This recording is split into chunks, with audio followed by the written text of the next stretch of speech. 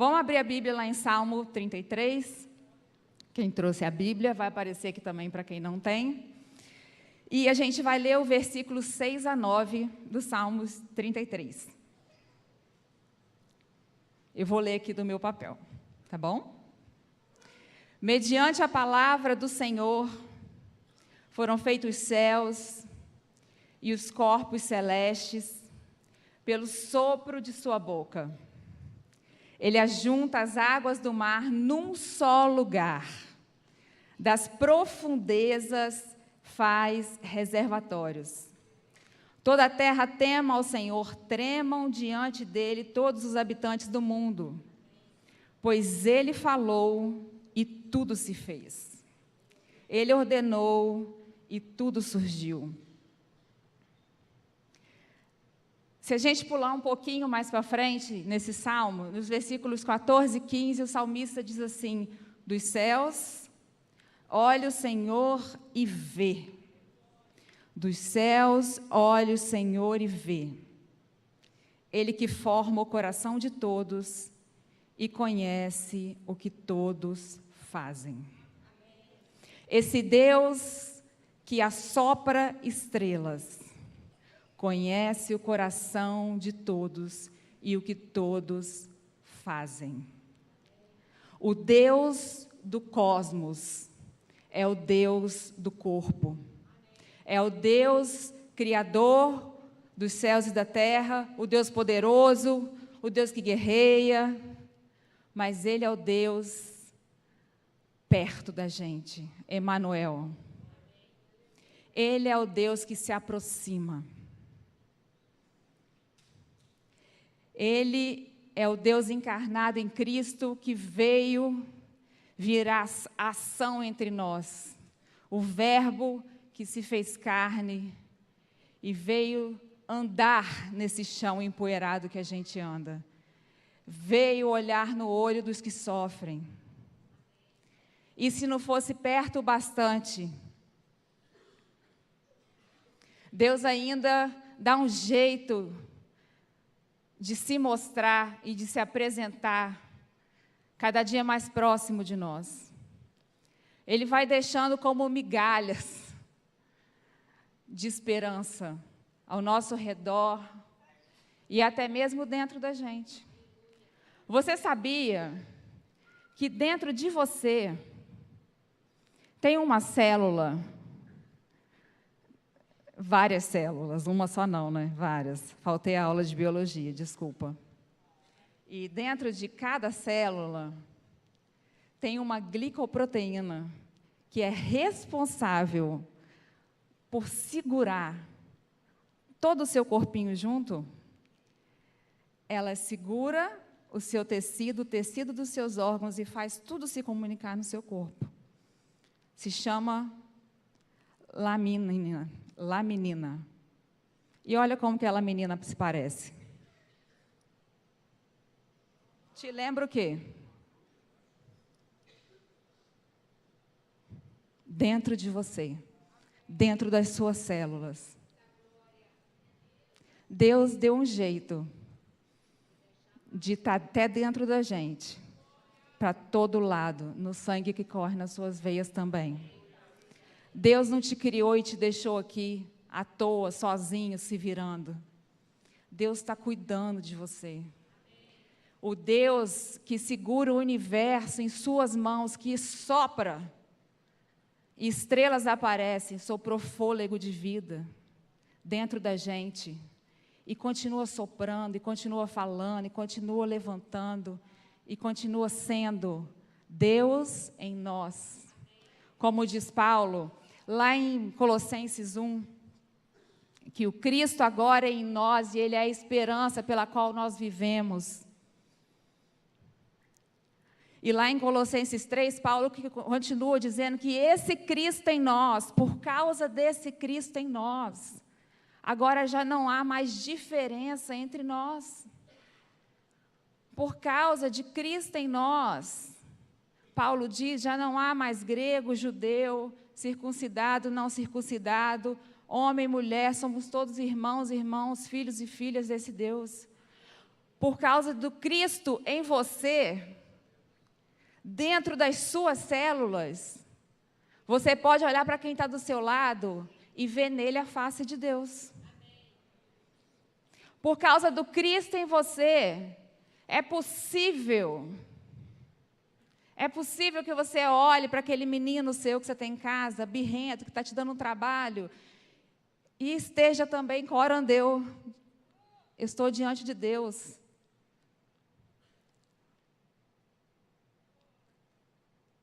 Por causa de Cristo em nós, não só temos a possibilidade de ver Deus no outro, mas a responsabilidade de vermos Deus no outro.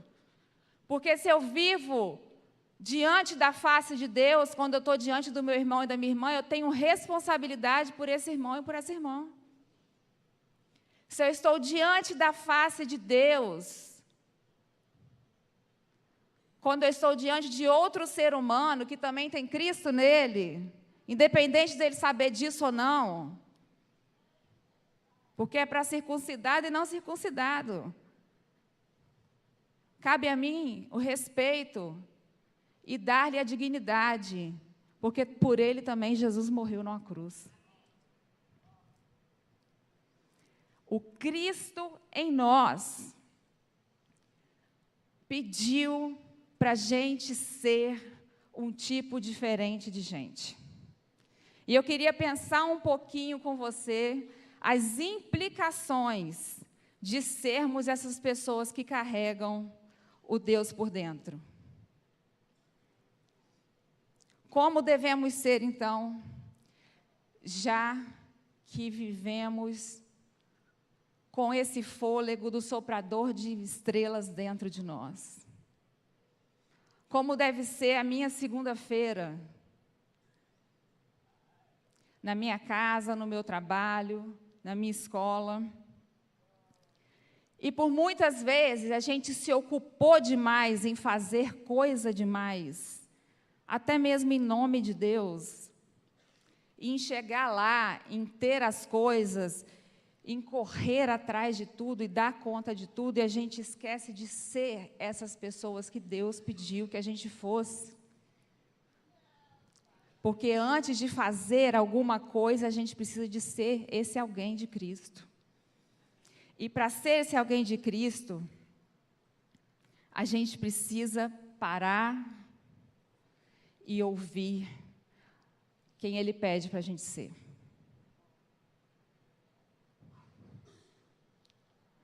Sermos as pessoas do Cristo é sermos bem-aventurados. E eu queria, por alguns minutos, pensar um pouquinho com você, o que quer dizer sermos bem-aventurados. Porque por muito tempo, eu li o Mateus 5 como se fosse assim: bem-aventurados, ou felizes, ou abençoados, ou alegres, você será, Débora, o dia que você for humilde.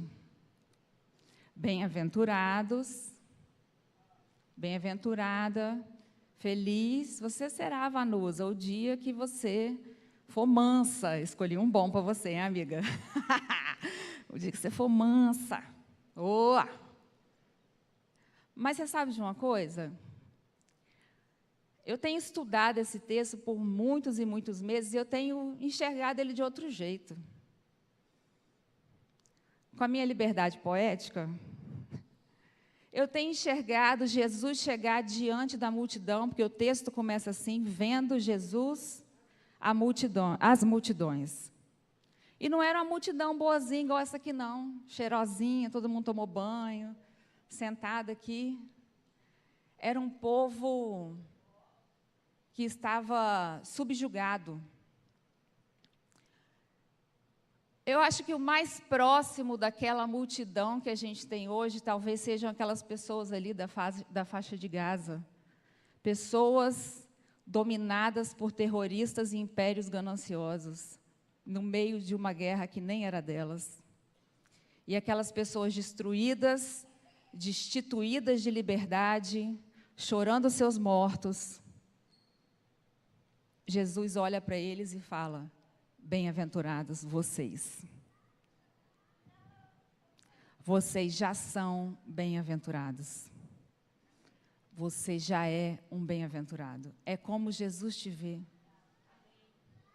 Eu não sei como é que você chegou aqui hoje, como é que está a sua vida, mas Jesus olha para você e diz: bem-aventurado, bem-aventurada. Mas eu não me sinto assim. Você já é assim. O Jesus daquela cruz, por causa daquela cruz, por causa desse Cristo, você já é bem-aventurado. E porque você já é um bem-aventurado do Cristo, agora você tem um jeito novo de ser no mundo. Porque você já é bem-aventurada, você tem um novo modus operandi, uma nova forma de reagir e de agir no chão da vida. Está me acompanhando? Está por aí? E agora? Já sou bem-aventurado. Está ótimo. Qual o próximo passo? Aí que mora o perigo da pergunta. A gente chega perto de Jesus igual um moço rico. Já estou fazendo tudo certinho, Jesus. E a próxima? A resposta não é muito fácil. Mas ela é necessária para a gente hoje. Ela é necessária para os nossos dias. Para que os nossos filhos também queiram viver como bem-aventurados. Para que os nossos netos também desejem estar perto da comunidade dos que têm Cristo em e através. Você já é um bem-aventurado. Você já é uma bem-aventurada. Agora, é só ser humilde. Já começa a massa. Mateus 5:3. Bem-aventurados os humildes, os pobres de espírito, porque deles é o reino do céu. Molezinha, mamão com açúcar. Você já é bem-aventurado. Essa parte já está feita. Jesus já fez. Agora ele falou assim: agora que você é bem-aventurado, você tem condição de ser humilde. Ele já colocou a gente aqui, ó, com a bola no pé, na cara do gol. Para você ser humilde. Para você se reconhecer, meu amor. Para você ter noção de si, antes de ter noção do outro. Agora que você já sabe que é bem-aventurado, vá viver quebrantado. Chora mesmo. Já diria o corinho: chora, pode chorar. Não é verdade? Chora, meu amor, chora à vontade. Faz parte da vida. Faz parte do show chorar. Tem consolo. Tem consolo. A gente só prova atributos de Deus se a gente se permite ser quem Ele criou a gente para ser. Então chora. Porque Ele só se prova consolador de quem sofre, de quem chora. O quebrantado, ele não só reconhece quem ele é, ele se olha no espelho e entra num estado de desespero, de pedido de socorro. Eu preciso de ajuda. Porque você já viu quem está precisando de ajuda, mas não admite?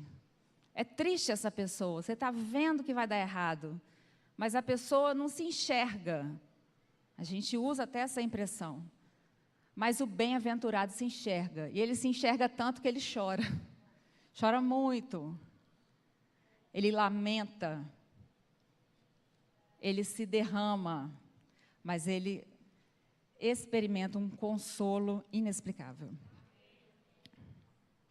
Você já é bem-aventurado. Agora vai ser manso. Mansidão nada mais é do que força sob controle.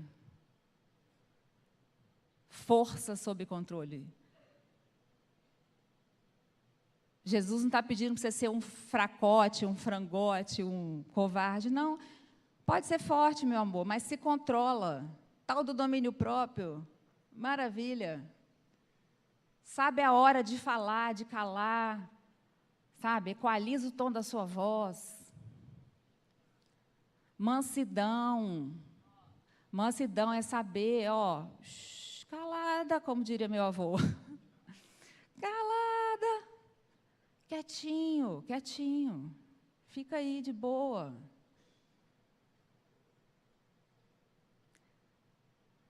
Você já é bem-aventurado. Agora seja manso, acalma esse coração, amansa esse espírito. Agora vai ter fome e sede de justiça. Fome e sede de justiça, às vezes parece que Jesus está mandando a gente virar justiceiro no mundo, mas, na verdade, Ele está falando assim, vai ter fome e sede de se relacionar justamente, porque Ele já nos colocou num relacionamento justo com Deus, amém? Deus já resolveu o nosso relacionamento com Ele, porque não tinha como a gente resolver essa parte. Ele já resolveu. Justificados. Agora que a gente possa viver relações justas uns com os outros. Nós seremos saciados o dia que nós vivermos relações íntegras, de bondade com as pessoas. No bom português, para de sacanear os outros. Para de fazer os trem por debaixo dos panos. Porque depois, né? Depois é o outro que faz. O problema está sempre aqui, ó, no macro, mas nunca está na gente. Mas a conversa do Cristo é comigo e com você.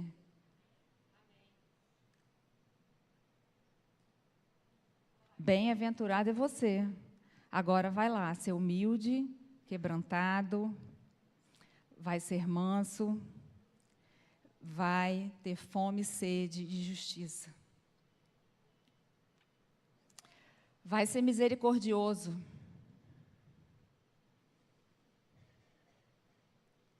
Vai experimentar perdão e dar perdão.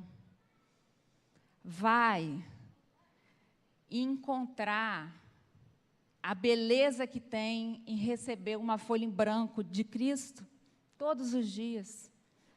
Porque a palavra diz que as misericórdias do Senhor se renovam a cada manhã. A misericórdia para conosco é nova. E o convite do Cristo é para que a gente imite essa misericórdia.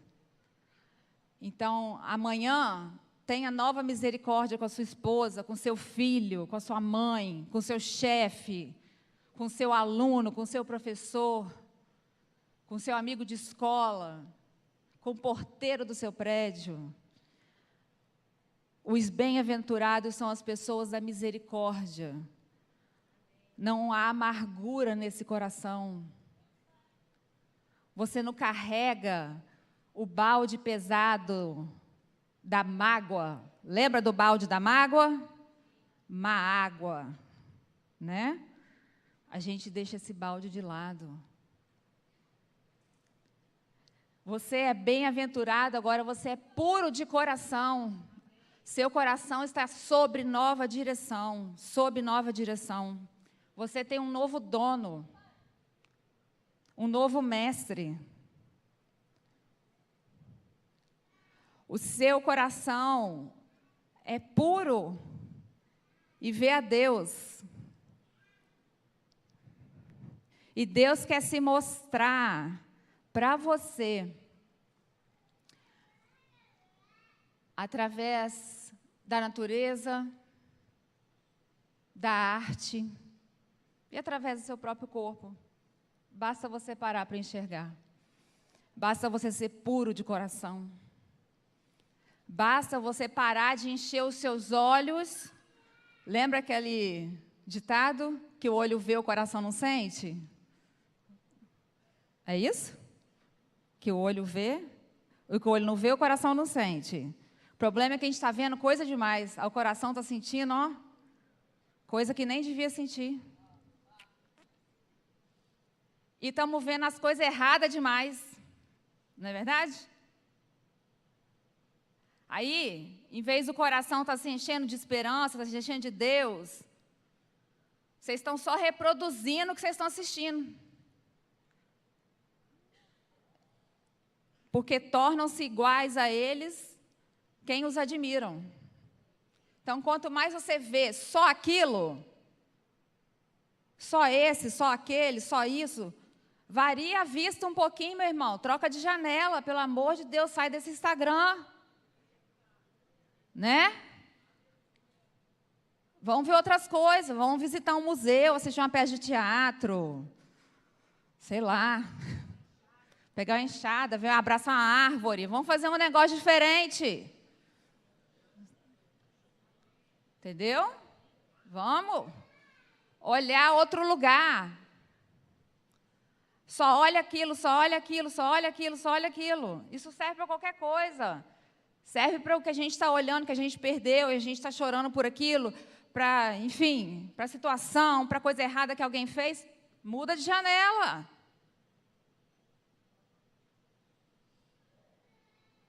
Porque o coração precisa ser purificado. Você já é bem-aventurado. Agora vai construir a paz.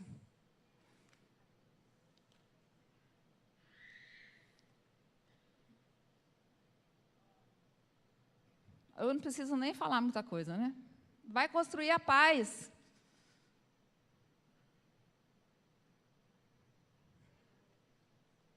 Ontem eu estava conversando com o pessoal da juventude, né?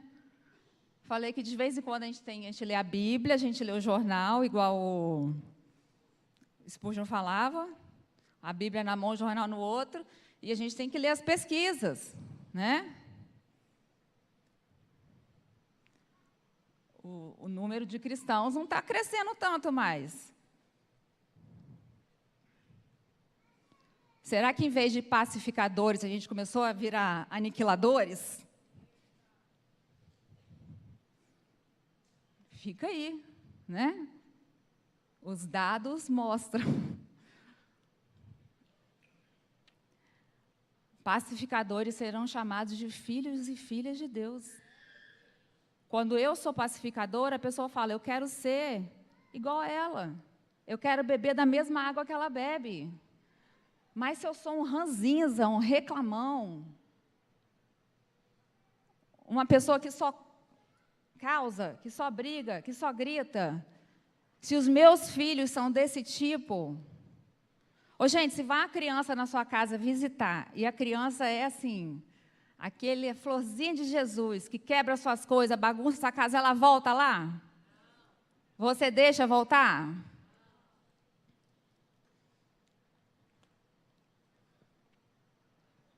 Eu espero que se meu filho tenha visitado sua casa, que ele tenha sido um bom garoto.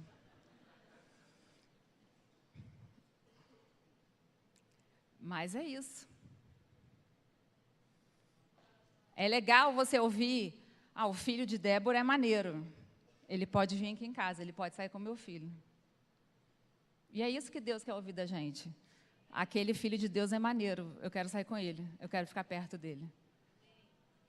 Aquela filha de Deus é massa, ela é mansa. Ela chora, ela é de verdade, eu vou andar perto dela. Ela é da paz.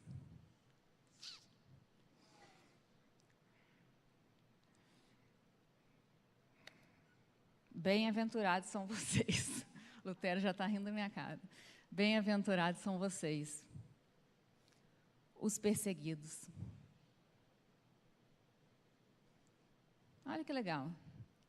Porque Jesus fala que, ante a perseguição, o que uma pessoa que tem Cristo nela faz? Ai, gente.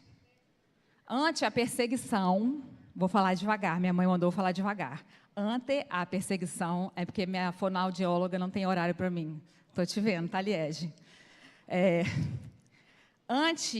Diante da perseguição, o que um bem-aventurado faz? Olha aí para Mateus 5, finalzinho, 10 a 12. Se regozija, se alegra, porque antes de vocês fizeram o mesmo com seus irmãos. Igual nós cantamos aqui, o Coliseu, não sei quem, o Leão. Gente, Sadraque, Mesaque e Abednego jogaram na fornalha e não tiveram medo. Esses 3 aí. Mandaram os meninos para a fornalha. O que eles fizeram? O que eles fizeram? Foram. Espernearam. Foram. E lá a glória de Deus apareceu. Vamos para mais perto. Paulo e Silas na prisão. Espernearam, gritaram, reclamaram, foram. Gente, o Paulo estava preso, indo para Roma para ser julgado e ainda sofreu o quê? Um naufrágio na ilha de Malta. Não é verdade? E chegou lá e ele falou assim, o quê? Era para a gente estar aqui, aprove a Deus que estivéssemos aqui, vamos aproveitar esse tempo. E Deus curou gente, salvou gente. Paulo andava livremente pela ilha, li no livro do meu pai, Ilhas no Mapa da Vida, muito bom por acaso.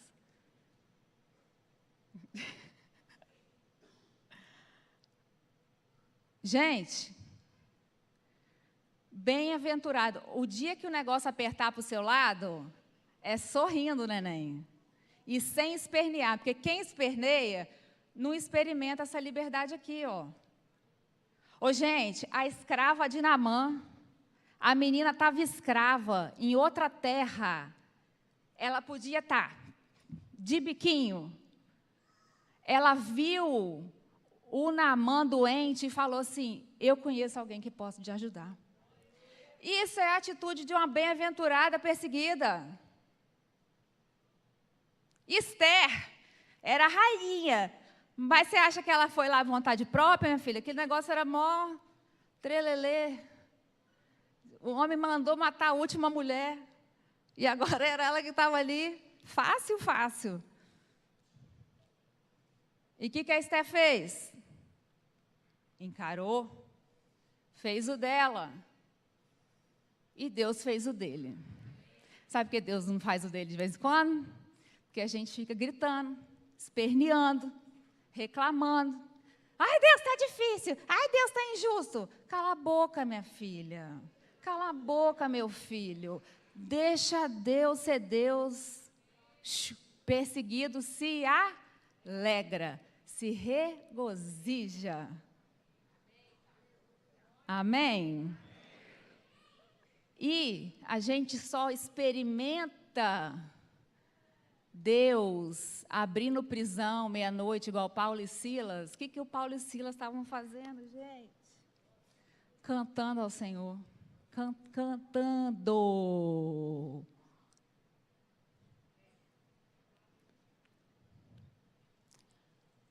Assim, trabalhei um tempo, estou quase acabando já, tá, prometo.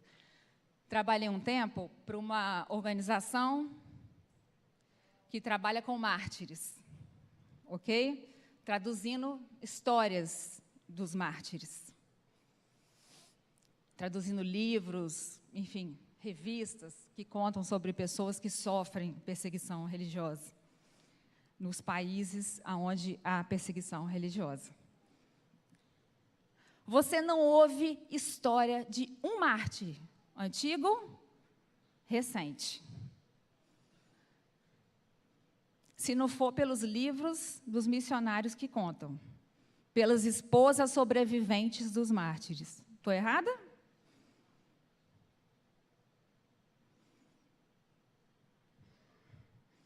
Porque o mártir não tem tempo de ficar fazendo propaganda que está sendo mártir. O mártir está lá, meu filho, na trincheira, sofrendo e vivendo. E sendo o bem-aventurado que ele tem que ser. Meu amor, você já é bem-aventurado. Agora vai e seja quem Cristo te deu possibilidade de ser, porque é Cristo em você, através de você.